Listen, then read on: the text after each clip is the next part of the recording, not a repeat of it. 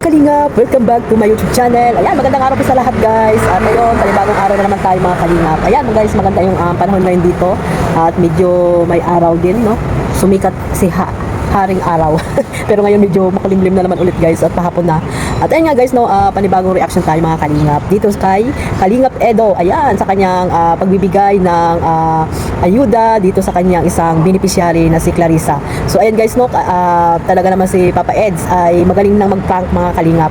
So bago natin simulan ang ating reaction, syempre shoutout tayo kay Kuya Bal, Ate Edna at Kalingap Rap at sa lahat ng mga nasalanding pad, ambassador, deputy at mga kalingap scouter. Shoutout po sa lahat at sa mga OFW dyan. Mag-iingat po tayong lahat mga kalingap. At syempre sa mga reactor, no, ng Team Kalingap, shoutout. At ayan guys, panoorin natin yung clip video na nakuha ko po dito kay Kalingap Edo, no, mga kalingap. Ayan guys, panoorin natin ito. Hirap magsabi ng ganito, ano? Sa tinutulungan. Siyempre, mas gusto ko yung mas formal na pagsabi kaysa yung sa lang, sa chat-chat lang. At least, mas alam nila. Si Clarissa. Nakakaiyak ang ganitong paghihiwalay, Kaya nga, bagong taon pa naman. Masamang balita agad. So, huwag kayo pa magagalit ulit ha. Prank lang po ito. Nga mga kalingap, yan. Isa si Clarissa sa mga beneficiary at scholarship ni Kalingap Edo, no? Nag-aaral po bilang isang sa college, ayan. At ayun, hindi basta-basta yung mga ginagawa ni Kalingap Edo sa ngayon, no? Kasi ilan yung mga yan na pinapaaral niya at iba pa rin yung mga beneficiary niya na tinutulungan din mga kalingap, no? Na may mga tao talagang deserve na tinutulungan si Kalingap Edo. At ayun, dahil sa mga pangyayari, no, na hindi inaasahan, minsan may mga ganyan talaga, no, na wala namang taong perpekto at minsan ay nagkakamali din. At ayun, dahil nga sa social media ay talagang ang mga tao ay mapanghusga guys. Kaya ayun, si Kalingap Edo ay alam natin na isa sa mga key boys na matagal na, no? At alam natin na napaka-loyal po niya sa Kalingap. At syempre, may respeto po kay Kuya Bal at kay Kalingap Rab, no? Nakikita niyo naman guys sa kanyang yung kanyang channel ay talagang wala pong hinahalo dyan si Kalingap Edo kundi mga pagtulong lang at then niya ina-upload ang kanyang mga beneficiary. At syempre isa nga dito si Clarissa, no, na talaga namang naawa ako guys, no, kahapon ay talagang premiere ni Kalingap Edo at kala ko talagang totoo, no, totoo na talaga yung ginawa ni Papa Eds dahil sa mga nangyaring issue. Tapos nag-comment pa siya guys, nag-comment pa si Papa Eds na dahil daw sa nangyaring issue kaya ganun, no, na ititigil niya muna ang pagtulong dito kay Clarissa. At ayun nga, no, talagang ang lahat ay parang tawag dito, ang lahat ay naniwala, no? Naniwala dito sa mga sinasabi ni Kalingap Edo dahil daw nawalan siya ng iba pang mga sponsor at hindi niya kakayanin, no, na lahat ay mapag-aralin niya mga kalingap. Pero no, pero talagang si Kalingap Edo ay no, magaling nang mag-prank, no?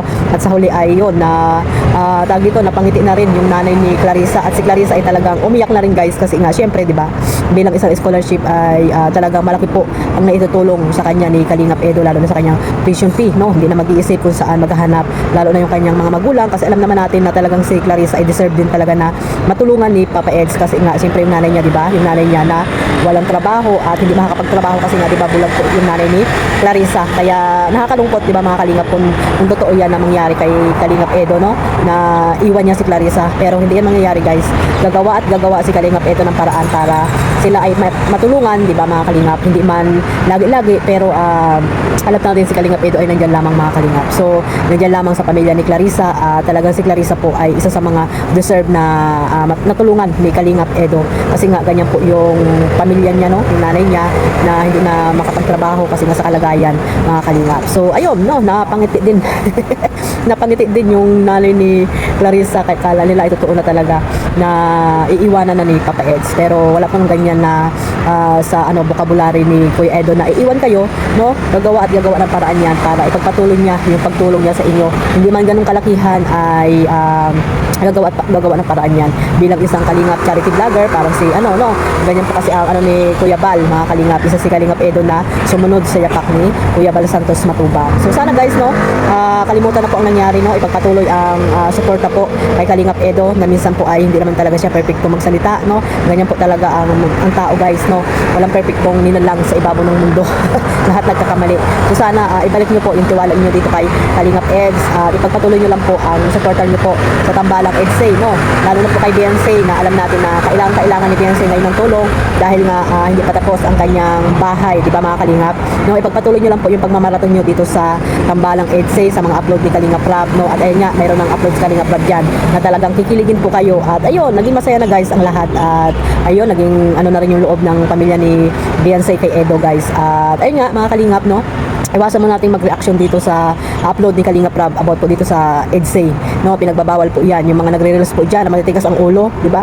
Makinig naman kayo guys at magkaroon kayo ng pakiramdam yung mga nagbi-BTS diyan, no? Iwasan po muna natin 'yan mga kalingap para po maibalik po ang views nitong love team na EDSA at napakalaki pong tulong niyan kay Kalingap Rab at sa mga pabahay po niya, lalo na po kay Beyonce, di ba mga kalingap? So ayan guys, no?